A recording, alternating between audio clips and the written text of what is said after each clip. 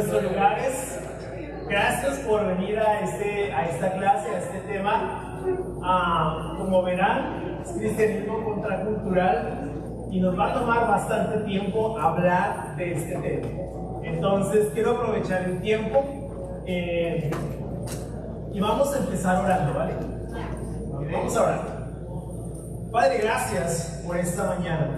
Gracias por el privilegio, Padre, de poder estar aquí juntos, estudiando tu palabra, aprendiendo un poco de lo que tú piensas de la cultura, el impacto que la cultura ha tenido en nuestro mundo, en el cristianismo particularmente.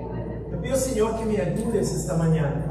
Yo no puedo hacer esto en mis fuerzas, no quiero depender de ti, de mis fuerzas. Quiero depender de ti, Padre, que lo que yo hable hoy lo hable, Señor, guiado por tu Espíritu Santo, Dios mío, que sean tus palabras, no las mías, que me uses poderosamente para hablar de este tema, para poderlo exponer de forma clara, de forma precisa, de forma concisa, también de forma muy sencilla, también siendo vulnerable con mis propias necesidades. Padre, gracias, tú sabes lo débil que soy, tú sabes cuán nervioso estoy, solamente me entrego en tus manos. Padre, gracias. Quiero dejar también a mis hermanos en tus manos, que tu palabra llegue profundo a nuestra vida, que tu palabra no regrese aquí vacía, sino que tu palabra cumpla con el propósito con el cual sale. Padre, gracias por este tiempo, gracias por todos mis hermanos, gracias por viajar tanto tiempo para estar aquí. Señor, te pido que sea un tema que nos nutra, que nos alimente, que nos edifique y que nos ayude a enfrentar la cultura tal cual está al día de hoy. Vale, gracias. Nos ponemos en tus manos y en el santo nombre de tu nombre, mi Dios. Amén. Amén. Bueno, bienvenidos. Qué especial estar acá, compartir este tiempo juntos. Vamos a hablar de cristianismo contracultural. Ahora, esta clase fue una clase que hice con el grupo universitario en la Universidad de Medellín, en la Universidad de Antioquia. Ahí está Jordan, va a repetir, y Natalia va a repetir el día de hoy. Pero es un tema bastante complejo, es un tema bastante controversial, pero es un tema, el tema de la cultura es un tema que pocas veces se afronta, se aborda, porque es complejo. Ahora, todos vivimos inmersos en una cultura, solamente que a veces no sabemos o no somos tan conscientes de la cultura en la que estamos inmersos. Pero todos somos parte de una cultura o somos seres culturales, ¿no? Y de eso vamos a hablar más profundamente. Ahora, ¿qué es cultura? Para entrar rápidamente a la cuestión, según Justo González, estipulemos muy brevemente que una cultura es en esencia el modo en que un grupo humano cualquiera se relaciona entre sí y con el ambiente circundante o con el ambiente que lo rodea. Eso es cultura. Eso incluye muchas cosas o muchos artefactos culturales o elementos culturales. Hablemos, por ejemplo, del idioma. Es cultura. El vestido es cultura, ¿verdad? Es diferente como nos vestimos, por ejemplo, en Bogotá, a como estamos vestidos hoy en día aquí en Orlando con el calor, ¿verdad? No vas a usar una chaqueta sin térmica en este calor, ¿verdad? Entonces, eso es cultura, ¿no? La comida es cultura, ¿verdad? La comida es cultura. El folclore es cultura, ¿verdad? El idioma es algo cultura, es cultura. Hemos tenido unos desafíos interesantes, sobre todo los que no hablamos inglés, con el idioma. Porque cuando no sabemos el idioma, es como, ay, ¿cómo pido esto? Voy a almorzar, ¿y cómo pido el almuerzo? Te complicas ahí, ¿verdad? La existencia, y tú, mejor pido un sándwich que es lo que mantiene un tiempo, no sé. Más fácil, ¿verdad? Y me evito complejidades. Entonces, la cultura es profundamente diversa, ¿no? Eso es cultura, y todos esos artefactos culturales evidentemente son propios de cultura a cultura, es decir, cada cultura es diferente una de la otra, ¿de acuerdo? Sí. No es lo mismo la cultura en Colombia que la cultura en Guatemala, no es lo mismo la cultura en Costa Rica que la cultura en Argentina, ¿verdad? Aún dentro de mi propio país es absolutamente diverso. Por ejemplo, yo soy rolo, pero vivo en Medellín, donde no quieren a los rolos. Eso es complicado. De verdad es complicado. Yo me acuerdo llegando a Medellín y me escuchaban hablar y todo el mundo me volteaba a mirar y yo, esas miradas así acusadoras. ¿Dije algo malo? No, simplemente hablar rolo. Y eso es complicado, ¿verdad? Pero eso ya genera una diferencia en todo sentido. Ese hecho del regionalismo ya nos impide de alguna forma relacionarnos. Entonces la cultura tiene un impacto del que a veces no somos muy conscientes. Eso es cultura. Ok, entonces vamos a hablar exactamente de qué se trata eso de cristianismo contracultural, porque todos somos parte de esa cultura o de una cultura. Entonces vamos a hablar de cristianismo contracultural. Quiero usar dos textos, pero particularmente Romanos 12:2. Romanos 12:2 dice: no se amolden al mundo actual, sino sean transformados mediante la renovación de su mente. Así podrán comprobar cuál es la voluntad de Dios, buena, agradable y perfecta. También tenemos otro pasaje, 1 Juan 2:15-17. Dice: no amen al mundo ni nada de lo que hay en él. Si alguien ama al mundo, no tiene el amor del Padre, porque nada de lo que hay en el mundo, los malos deseos del cuerpo, la codicia de los ojos y la arrogancia de la vida, proviene del Padre, sino del mundo. El mundo se acaba con sus malos deseos, pero el que hace la voluntad de Dios permanece para siempre. Entonces tenemos dos textos que nos hablan del mundo. La palabra griega en Romanos 12:2 para mundo es aion, que significa era o siglo, ¿sí? Y la palabra para mundo en 1 Juan 2:17 es cosmos o cosmón, que significa exactamente mundo. Ahora, pero no es el globo terráqueo, ¿de acuerdo? De eso no habla. Habla de los individuos que conforman ese mundo. Porque la cultura no se produce sola.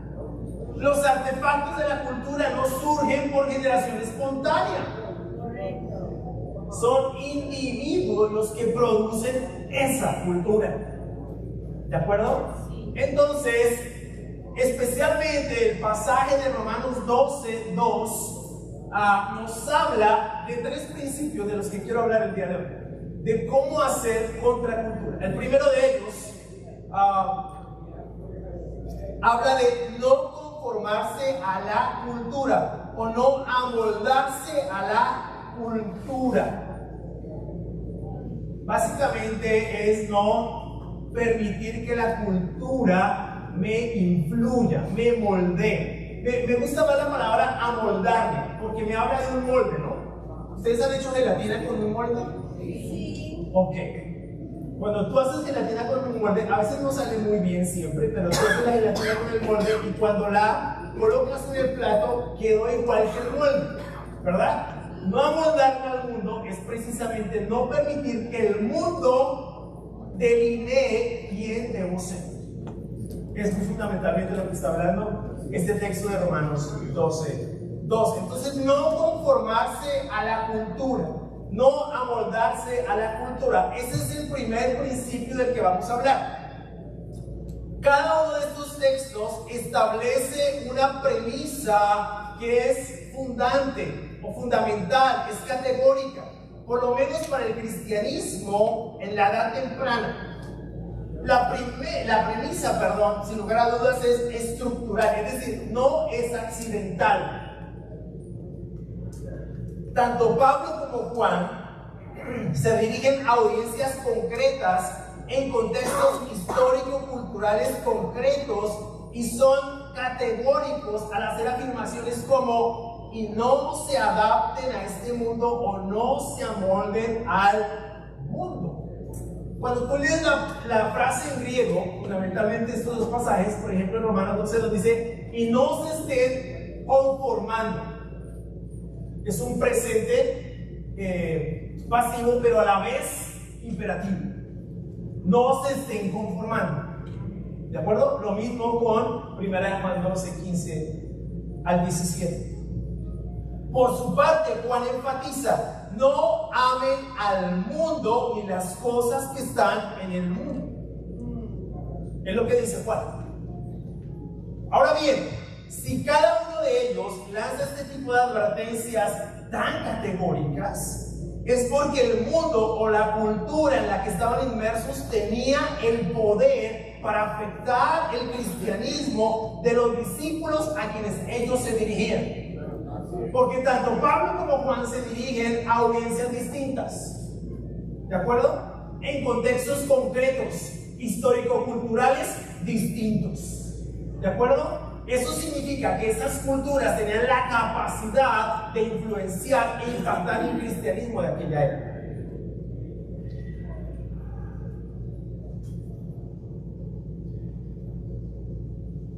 Es obvio que ambos apóstoles no abogan por una salida fugaz del mundo. ¿De acuerdo? No están diciendo eso. Salgan del mundo. Métanse en una ermita. Métanse en un monasterio. No están diciendo eso. De hecho, Jesús solo: no te pido que los saques del mundo, sino que los protejas del mundo. ¿De acuerdo? Entonces no se trata de salir del mundo, de ser alérgicos al mundo, no, sino de no permitir que el mundo nos influya de forma significativa, no. Pero tenemos una responsabilidad de lo que vamos a hablar más adelante. Ok. El nuevo comentario bíblico siglo XXI señala a este respecto: ya no debemos ver la vida en términos de este mundo, el reino del pecado y de la muerte, del cual hemos sido transferidos por el poder de Dios, sino en términos del nuevo reino al que pertenecemos, el reino regido por la justicia, la vida y el espíritu. Aunque estamos viviendo en el mundo, ya no somos del mundo. Es nuestra identidad distinta. Con relación al pasaje de 1 Juan, es evidente que el apóstol se refiere al mundo como sistema organizado en contra de Dios y los valores del reino. El mundo está organizado en contra de todo lo que sea fe, espiritualidad, Dios.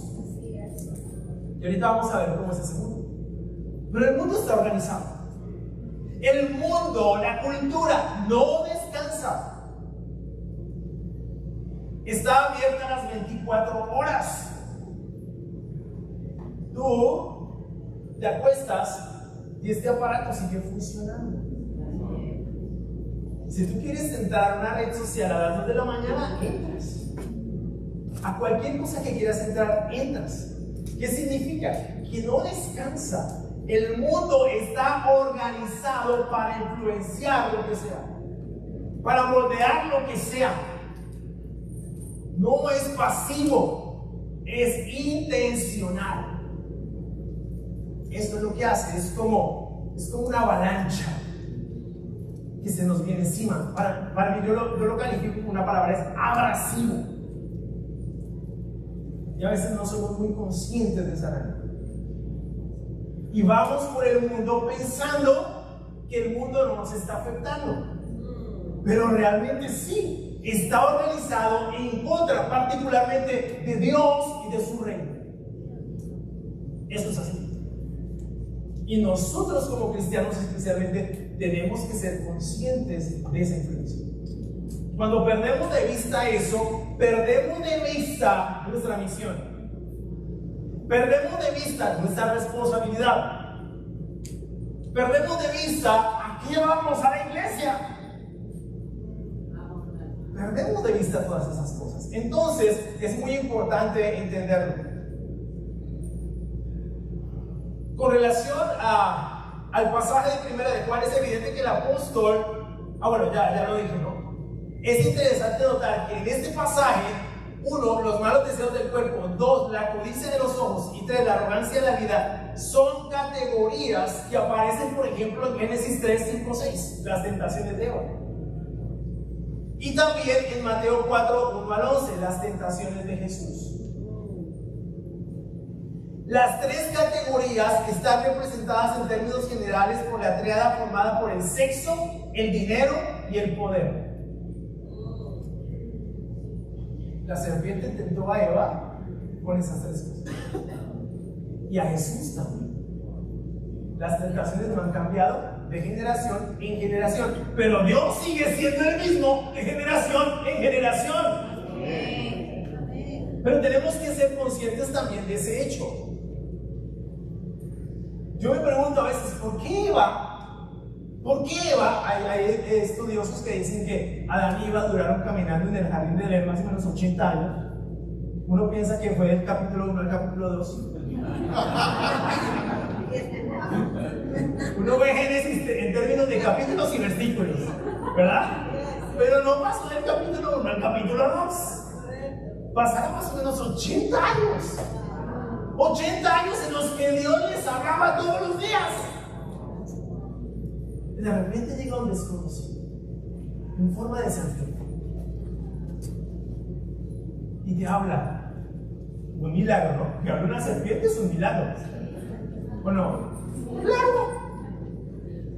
Habla la serpiente. Dice, oye, con que Dios les dijo que no pueden comer de este árbol.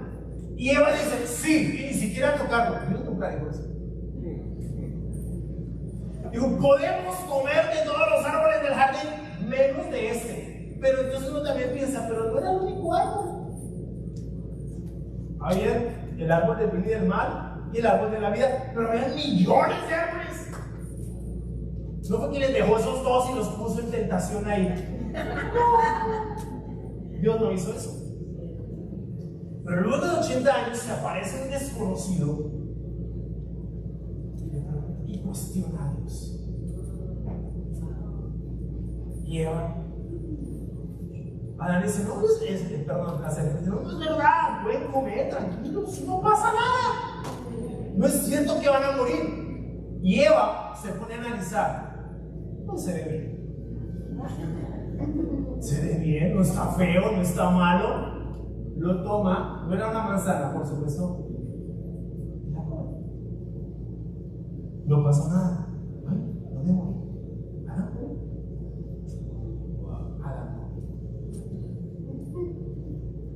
Y ahí se acabó.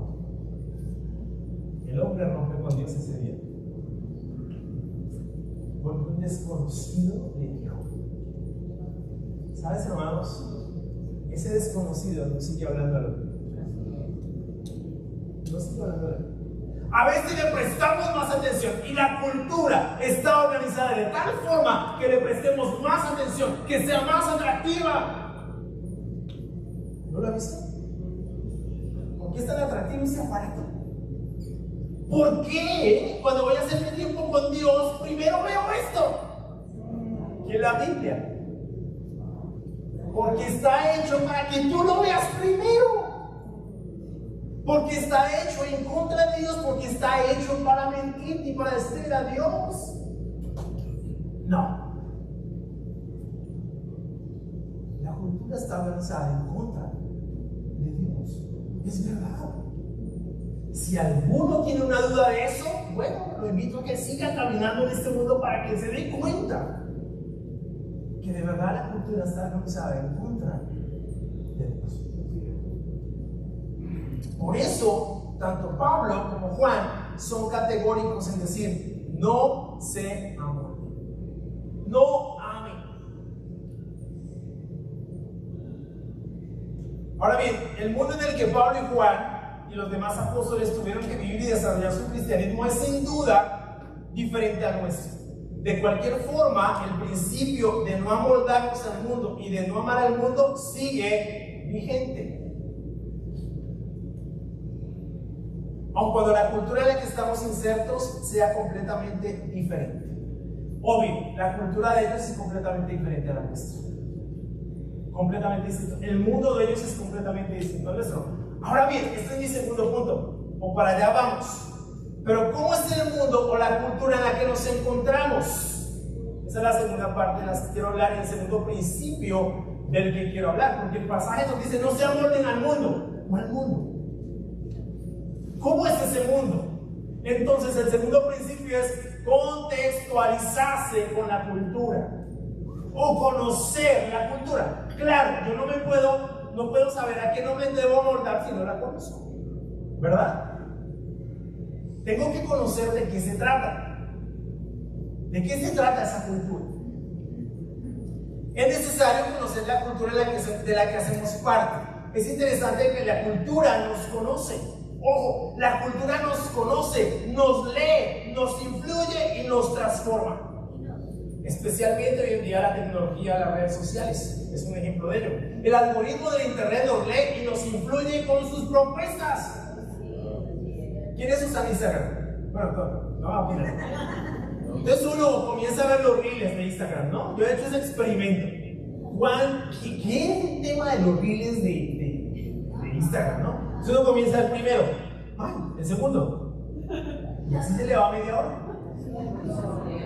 Y se ríe porque lo hace. Porque lo hacemos, pero. Entonces uno está ahí, ¿no? Y se le va uno de media hora, los 40 minutos, la hora, las 2 horas.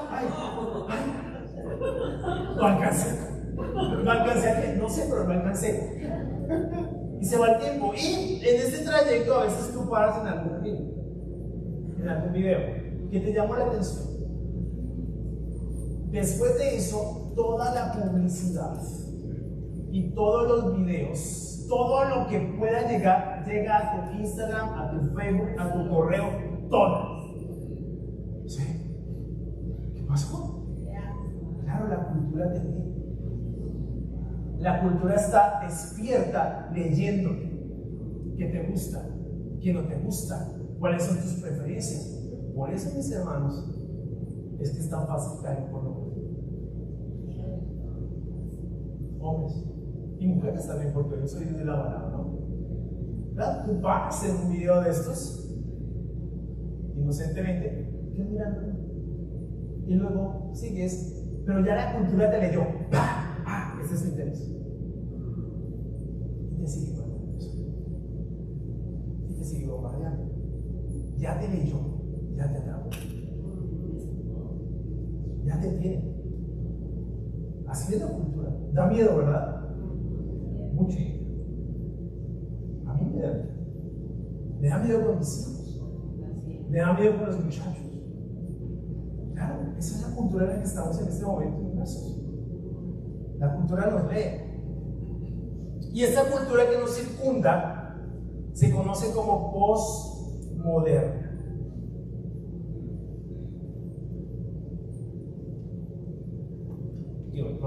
Cultura postmoderna.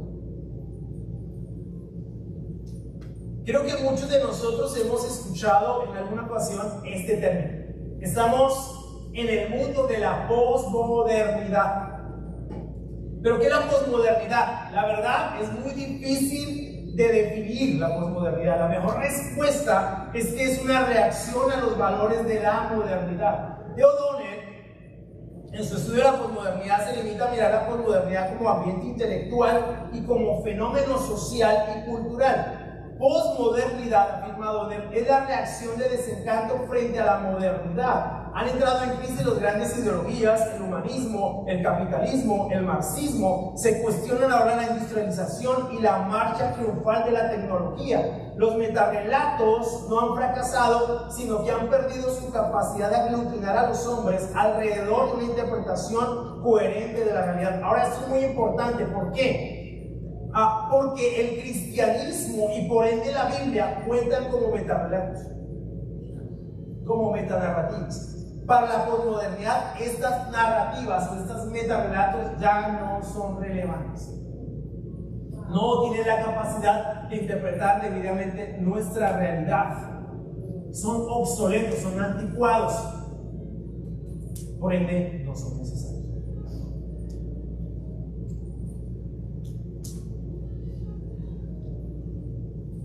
En lo concerniente, por ejemplo, a Latinoamérica, en su generalidad, creo yo, somos un continente que se mueve a través de una transición. Es decir, vivimos en la posmodernidad, pero todavía conservamos valores de la premodernidad y la modernidad. Estoy hablando en términos raros, pero ahorita les explico qué es. A diferencia de continentes como Europa o países como Canadá, no estamos en el apogeo de la posmodernidad en Latinoamérica.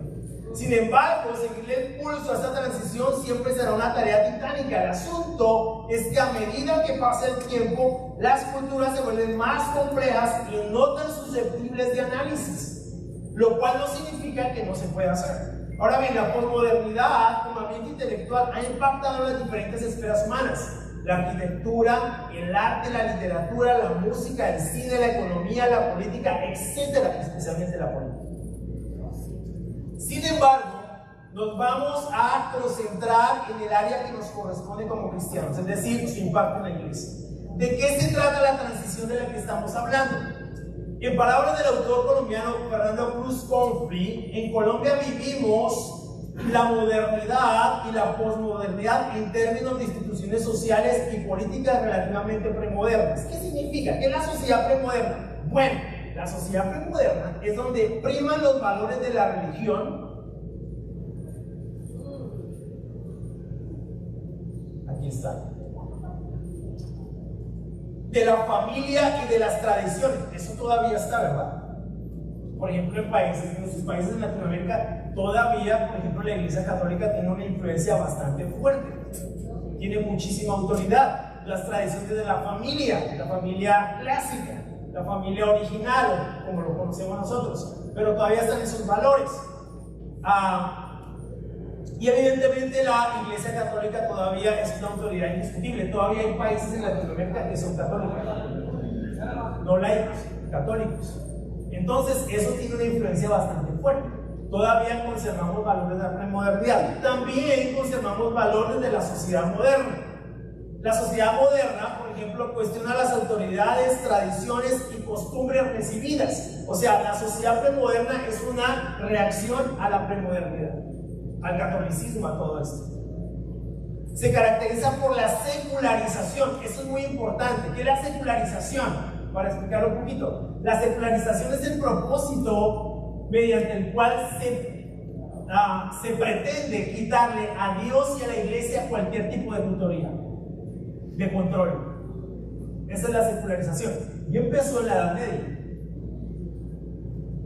La democracia y el desarrollo económico. Sus valores son el humanismo, la ciencia y el progreso.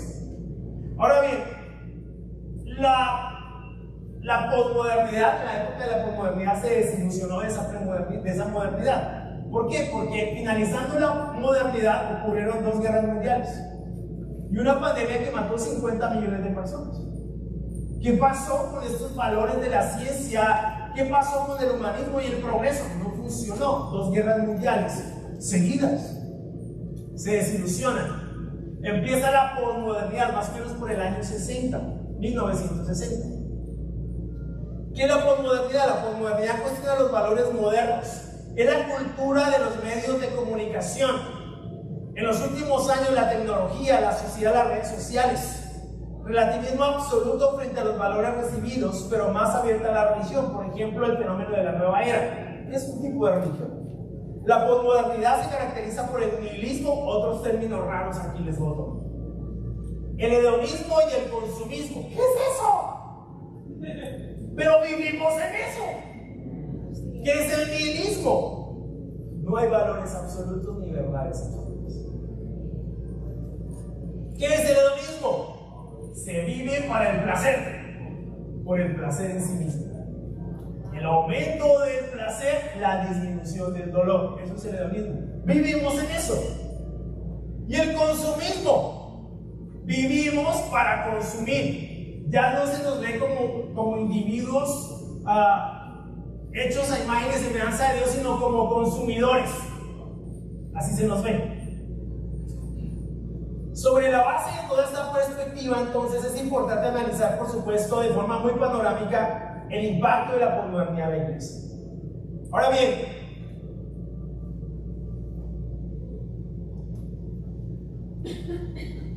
Si entendemos la posmodernidad como la muerte de los grandes ideales de la modernidad y por supuesto de los metarrelatos, el cristianismo no queda exento. Cruz Conflict caracteriza la posmodernidad como una sociedad consumista, nihilista y hedonista. Somos una sociedad de consumo y la identidad de esta sociedad queda establecida por esta narrativa. Ya no se dice como en la modernidad pienso luego existo, sino consumo luego existo. Se concibe al individuo como consumidor. Nihilismo es la ausencia de valor y verdad absolutos. Esta premisa nos regresa al profeta de la posmodernidad, Federico Nietzsche, el filósofo de la muerte de Dios. Nietzsche era consciente de que la muerte de Dios implicaba la pérdida de todo valor, de toda meta, de todo horizonte, de todo marco conceptual. En últimas, la muerte de Dios implicaba necesariamente el nihilismo. Y estamos en esa época del nihilismo, o de lo que también conocemos como la posverdad. Estamos en esa época, donde se valoran más los sentimientos que los hechos objetivos. Cierto. Esa es la posverdad. ¿De acuerdo? Sí.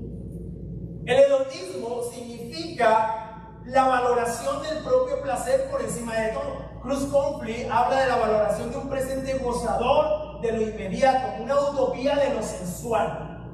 El hedonismo es en esencia la disminución del dolor y el aumento del placer. El sufrimiento en esta narrativa es sacrílego.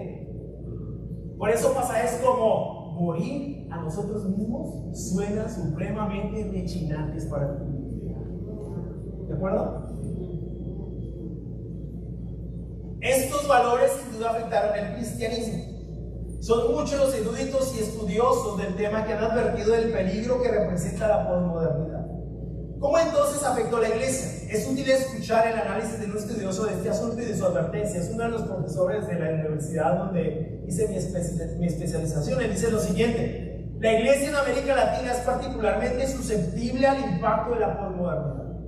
Por lo general es una iglesia sin sentido histórico, porque en la historia también es algo que se descontinuó. Tenemos que revisar la historia. ¿No la contamos mal? Eso se cuestiona.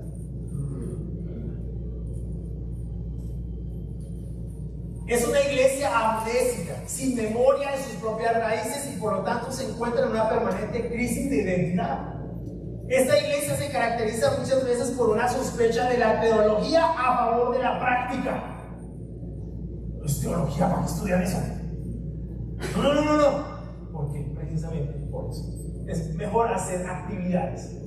Una iglesia activista sin entender muchísimo en qué se cree. ¿De acuerdo? O porque lo creemos. Por la pérdida de los distintivos denominacionales y por la proliferación de iglesias independientes, por la vulnerabilidad de las olas, modas y herejías que nos llegan por la globalización, por la acogida de nuevos modelos exegéticos. Ese es un análisis que hace Teodoro. Sin lugar a duda, la posmodernidad representa un enorme desafío para la fe y específicamente en relación a sus valores. La iglesia en América Latina tiene que ser consciente del impacto que este ambiente está ejerciendo y saber responder mejor a los valores que desafían los fundamentos del cristianismo. Por ejemplo, ¿cómo respondió la iglesia al desafío del consumismo con el evangelio de la prosperidad?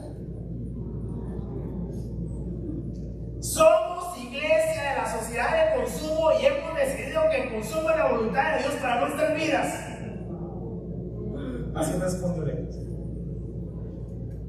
Ahora bien, aun cuando los proponentes de este mal llamado evangelio de la prosperidad tienen un alto grado de responsabilidad, el éxito de esta pseudoteología radica en un problema mucho mayor, es decir, la actitud de muchos de estos creyentes frente al dinero. Han hecho del mamón de justicia al don dinero el objetivo principal de sus vidas. El dinero es la nueva realidad radical. Todo esto ignorando escrituras como 1 Timoteo 6:10 que advierten que el amor al dinero, el dinero es un artefacto cultural, es raíz de toda clase de males. El evangelio de la prosperidad es sin duda amor al dinero.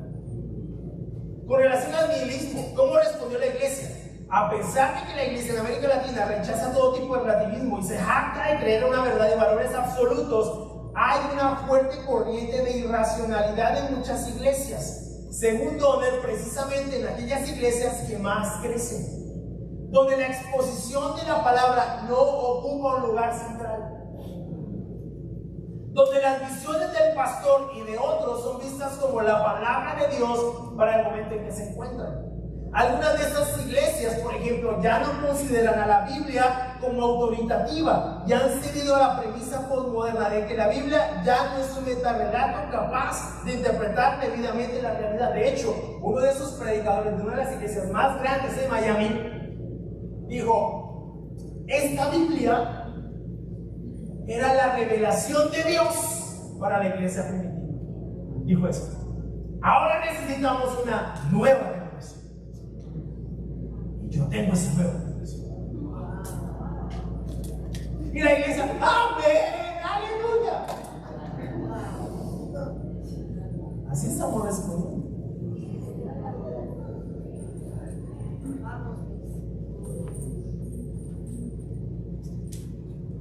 Y con el hedonismo, un amplio sector del cristianismo respondió con el evangelio del bienestar.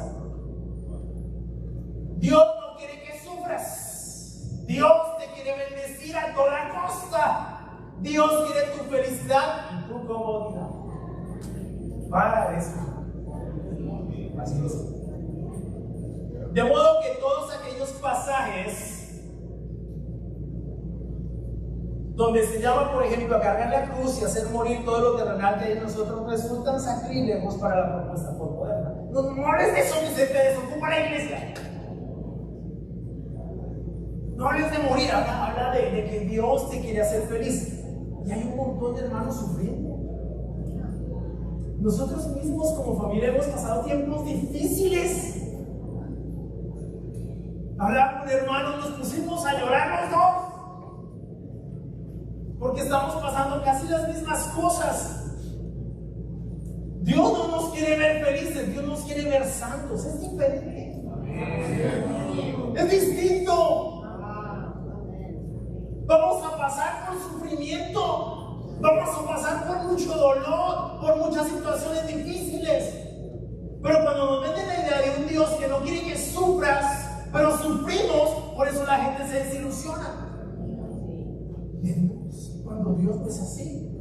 Claro, Dios es nuestro Padre y en esos momentos difíciles nos acompaña, está con nosotros, nos sostiene, nos anima, nos sustenta, nos da fuerzas, nos da claridad para hacer las cosas.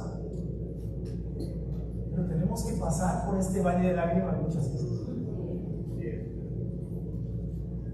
El evangelio del bienestar es simplemente otra herejía más que se ha levantado en contra de Dios. Mucha gente se ha ido de las iglesias desilusionada de Dios. Miren más aquí, como dijo Robert Carrillo, si llevas 5 minutos en el reino de Dios, alguien ya te vio.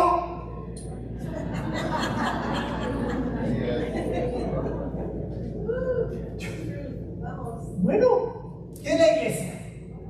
La iglesia no es un grupo de ángeles. Somos un grupo de pecadores redimidos. ¿Sí? Que estamos llamados a ser santos. Nos vamos a herir. Nos vamos a lastimar. Pero también Jesús dijo: si tu hermano te hace algo malo, ve a hablar con tu hermano y ponte en paz con tu hermano y reconcíliate con tu hermano. Si tu esposa te hace algo malo, ama a tu esposa. Pero es que tú no la conoces, tú vivieras con ella callada. ¿Qué dice la Biblia? Ama a tu enemigo.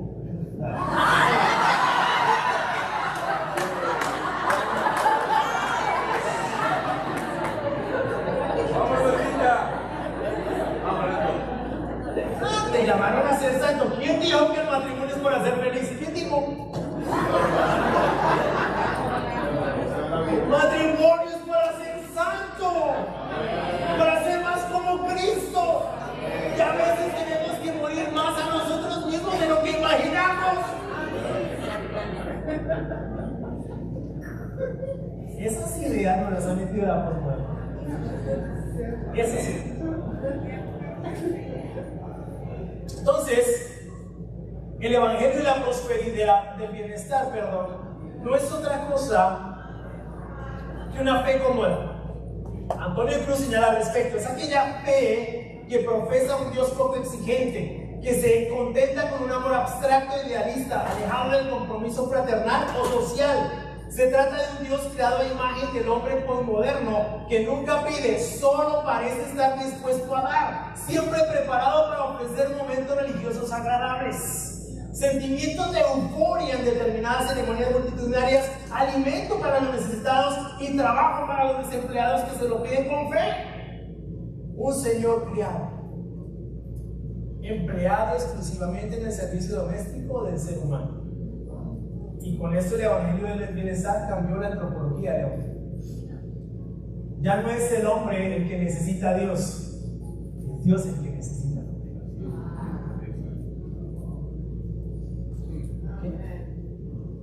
Esa es nuestra sociedad. Así, un brochazo nada más. Este es el mundo en el que nos encontramos en este momento. Hedonismo es egoísmo. Es vivir para el placer por el placer en sí mismo. Es la individualización marginal del ser por encima o a expensas del otro. El otro, el prójimo, no importa, es invisible al interés hedonista. Claro, estamos tan enfocados en nuestro placer que se nos olvida que hay alguien allá. Y eso se ha metido en la iglesia. Ya no nos amamos como nos amábamos antes. Ya no somos conscientes del otro. Oye, ¿sufres? ¿Por qué estás llorando? ¿Cómo estás? ¿Estás bien? ¿Necesitas ayuda? ¿Cómo te puedo ayudar? Yo tomé una decisión, hermanos, cuando voy en el metro en Medellín, no voy viendo el celular, voy viendo a la gente. Porque mucha gente se sube al metro sufriendo. Me he encontrado con gente llorando. Hombres llorando. ¿Tú sabes lo que es un hombre llorar? Ver un hombre llorar en el metro. Ese hombre está sufriendo. Y nadie le pregunta. Porque todos estamos conectados a esto. El otro no importa. Nos invisibilizamos. Porque estamos tan preocupados por nuestro bienestar que el otro no importa. Y eso ha afectado a la organización. Entonces yo he decidido, como si veo a alguien llorar, me quiero acercar y preguntarle, ¿te puedo ayudar? ¿Necesitas hablar con alguien? ¿Quieres que hablemos? Porque mucha gente ha tomado la decisión de tirarse en las vías del tren. Nadie se da cuenta. Nadie. Pero después se está grabando con sus teléfonos. Necesitamos pensar en ello. El hedonismo nos ha invisibilizado el uno del otro. Ahora, ¿cómo hacemos esa cultura? ¿Cómo hacemos contracultura? Muy bien, transformando la cultura. Al respecto de esto tenemos dos ejemplos. Uno de ellos es Jesús y el otro el apóstol Pablo. Se contextualizaron con la cultura, se mezclaron sin mezclarse. Ojo a esto. Se mezclaron sin mezclarse. Desde esta perspectiva, la propuesta es un evangelio encarnacional. Un evangelio que entre en diálogo con la cultura, sin ceder, sin diluir el evangelio, siendo una propuesta contracultural y relevante. Jesús lo hizo en Juan 1:10 al 18. Lo pueden ver, lo pueden leer. Jesús se encarnó en la cultura, se hizo como uno de nosotros, se colocó el ropaje de la cultura sin dejar de ser Dios. Amén. Filipenses 2:5 al 11. Mírenlo ahí, Dios se contextualizó en Jesús. La actitud de ustedes debe ser como la de Cristo Jesús, quien siendo por naturaleza Dios, no consideró de ser igual a Dios como algo que aferrarse. Por el contrario, se rebajó voluntariamente, tomando la naturaleza de siervo y haciéndose semejante a los seres humanos. Y al manifestarse como hombre, se humilló a sí mismo y se hizo obediente hasta la muerte y muerte de cruz. Por eso Dios lo exaltó hasta lo sumo y le otorgó el nombre que está sobre todo nombre, para que ante el nombre de Jesús se doble toda rodilla en el cielo y en la tierra y debajo de la tierra, y toda lengua confiese que Jesucristo es el Señor, para gloria de Dios Padre. René Padilla subrayaba esto, un teólogo latinoamericano. El Evangelio es la buena noticia de que Dios se ha puesto al alcance de los humanos. Para hacerlo se ha insertado en la historia humana por la brecha abierta de la realidad espaciotemporal por medio de Jesucristo. O sea, vino aquí. La encarnación hace obvio el acercamiento de Dios a la revelación de sí mismo y de sus propósitos. Dios no proclama su mensaje a gritos desde el cielo. Dios se hace presente como hombre en medio de la raza humana. El clímax de la revelación de Dios es Emmanuel. Y el Emmanuel es Jesús, Dios con nosotros, un judío del primer siglo.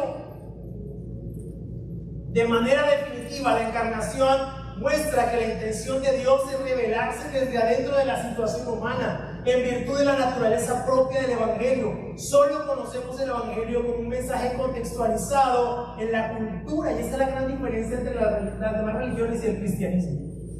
Las demás religiones se organizan para buscar cómo conocer a Dios, cómo alcanzar a Dios. El cristianismo es distinto. Dios se hace hombre para buscar a Dios. Por eso la iglesia tiene que encarnarse, tiene que buscar contextualizarse. No podemos seguir encerrados en los templos y en las casas. Tenemos que llevar el evangelio a la gente. ¿Dónde están? Todos somos misioneros porque el mundo es un campo de misión. El mundo no ha dejado de ser campo de misión. El mundo es un campo de misión. Tu casa es un campo de misión. La universidad es un campo de misión. El trabajo es un campo de misión. Todo es un campo de misión. Ahora bien, no cabe duda que al Dios encarnarse en la historia humana por medio de Jesucristo transformó el mundo, la cultura. Es decir, el mundo no volvió a ser el mismo después de Jesucristo. Es por eso que la propuesta es transformacional. Es un evangelio que se encarna en la situación humana, ahora por medio de la iglesia de Jesucristo. Efesios 3:10 al 11 dice: el fin de todo esto es que la sabiduría de Dios en toda su diversidad se da a conocer ahora por medio de la iglesia a los poderes y autoridades en las regiones celestiales, conforme a su eterno propósito realizado en Cristo Jesús nuestro Señor. ¿Quién es la iglesia? Tú y yo. ¿Qué dice? Mira, ¿no te emociona eso? El fin de todo esto, el propósito, el telos, es que la sabiduría de Dios en toda su diversidad se dé a conocer ahora por medio de la iglesia, por medio de ti y de mí, a este mundo, a los poderes, al sistema, a la cultura. Esta es nuestra responsabilidad.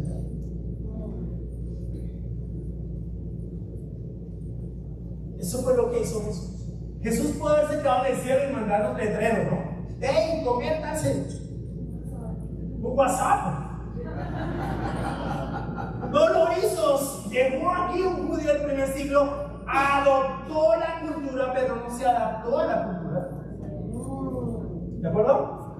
Adoptó la cultura, habló hebreo, arameo y latín y todos los idiomas posibles. Se vistió con la ropa del judío del primer siglo, se puso sandalias, los zapatos, porque no existían.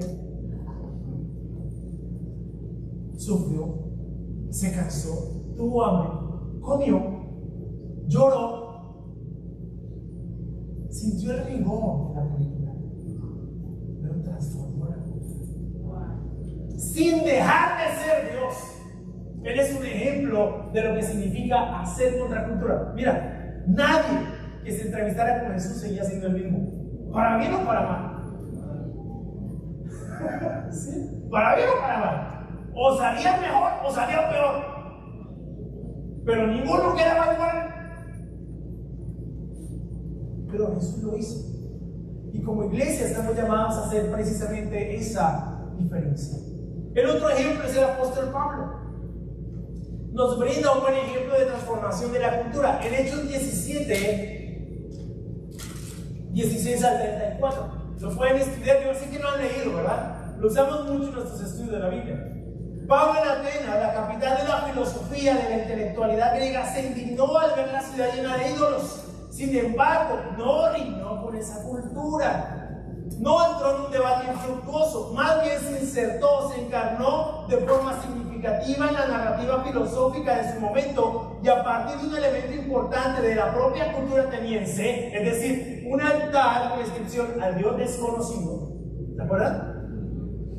Dijo: ese Dios que ustedes no conocen es el que yo les vengo a proclamar. Eso hizo. ¿Se acuerdan? Pero se puso en un debate con la cultura. Oigan ustedes, paganos, pecadores, ¿cómo es que tienen esto lleno de ídolos? Le dio tristeza, evidentemente. No, está tenaz.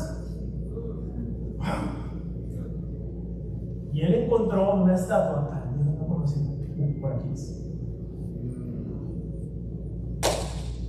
Les vengo a predicar ese Dios que ustedes no conocen. Y lo predicó el mensaje. Pablo fue consciente de la cultura en la que se encontraba. El fruto de esa tarea contracultural consistió en que varios de quienes lo escuchaban se convirtieron al evangelio. Pablo conocía esa cultura, conocía las corrientes filosóficas de esa época y supo rebatirlas. ¿Con qué cosa? Con la locura de la predicación. ¿De acuerdo? ¿Cómo lo hacemos nosotros? ¿Cómo transformamos entonces nuestra cultura? Tal y como ellos lo hicieron. 1. Prediquemos la palabra. Prediquemos la palabra. Pero también hagámoslo uno a uno. Sí, Jesús le predicó a audiencias impresionantes. 5,000, 10,000. Quedaron 101. Pablo también a mucha gente, pero ellos principalmente se concentraron en individuos que respondieron al mensaje. Mis hermanos, somos seres culturales, todos. Y el evangelio va a transformar aquello que precisamente no armoniza con su carácter. Se han transformado mediante la renovación de su entendimiento o de su mente.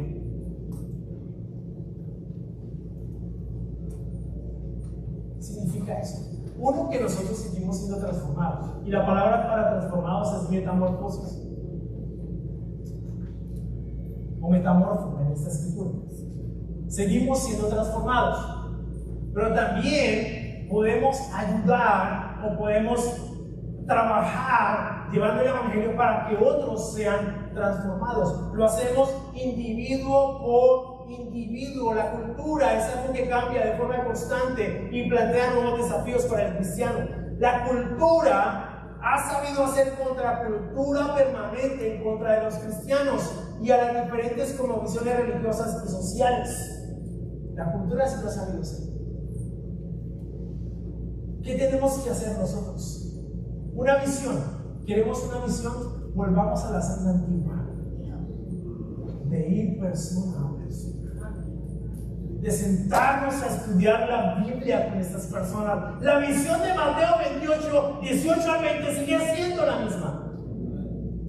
Ir a las personas, ir a los individuos, sentarnos y hablar con ellos. Ayer hablaba con un hermano, Juan Rojas, creo que está por acá. Dijo que iba a venir.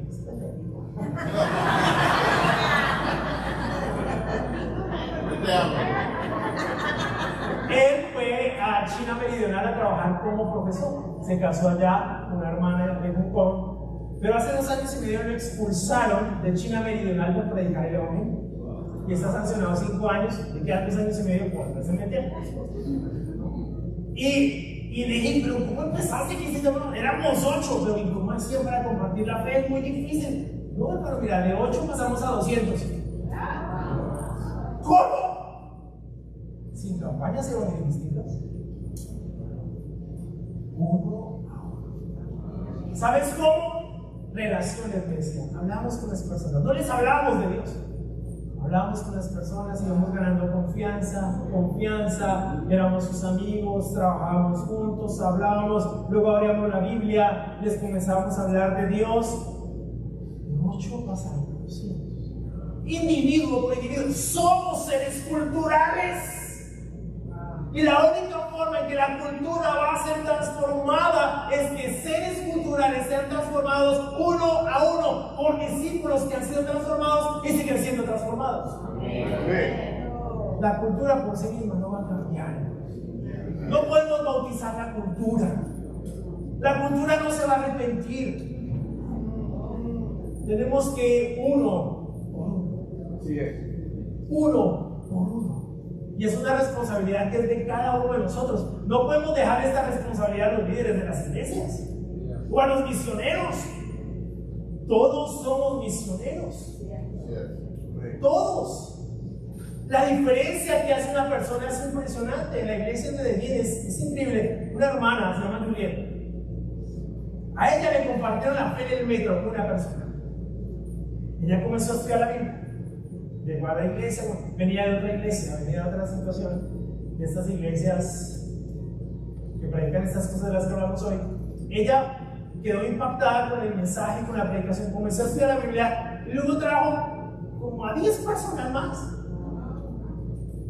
Estudiaron la Biblia, todos se bautizaron, 2 de esas parejas se casaron, su hermana se casó con uno de los que trajo. Bueno, son unas alianzas raras que salen ahí. Pero Dios es así. Ese grupo fue transformado. ¿Cómo? Uno a uno. Tú no sabes la diferencia que hay cuando tú le compartes la fe a una persona. En tu casa, en tu universidad, en tu colegio. Tuvimos a estos muchachos de San Antonio, Texas, en Medellín. 20 universitarios de San Antonio y Nashville. Por aquí hay 2, Jordan y Natalia. En San Antonio, Texas, 2 semanas. Mi sueño era entrar a la Universidad de Antioquia. Ahora, la Universidad de Antioquia es una universidad de izquierda, ¿no? De izquierda, muy de izquierda, antigua. ¿Cierto?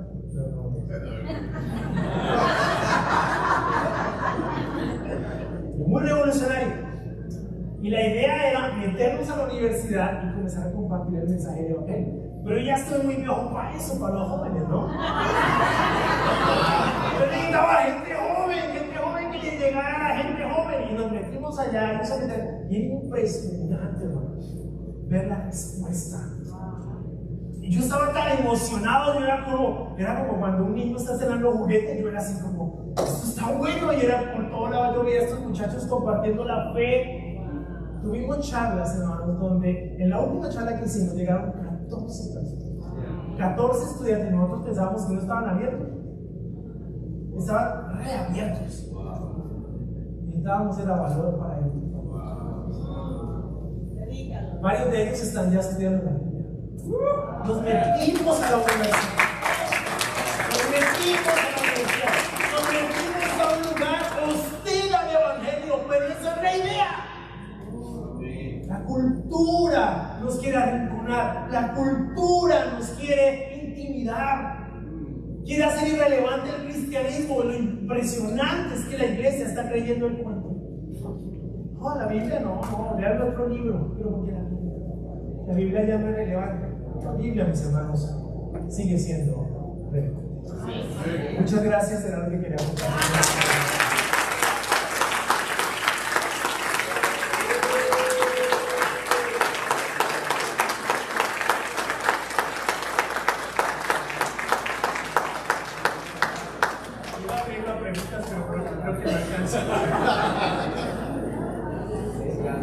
Pero si tienen preguntas, ahorita me las pueden hacer. Con mucho gusto puedo responder las preguntas. Muchas gracias.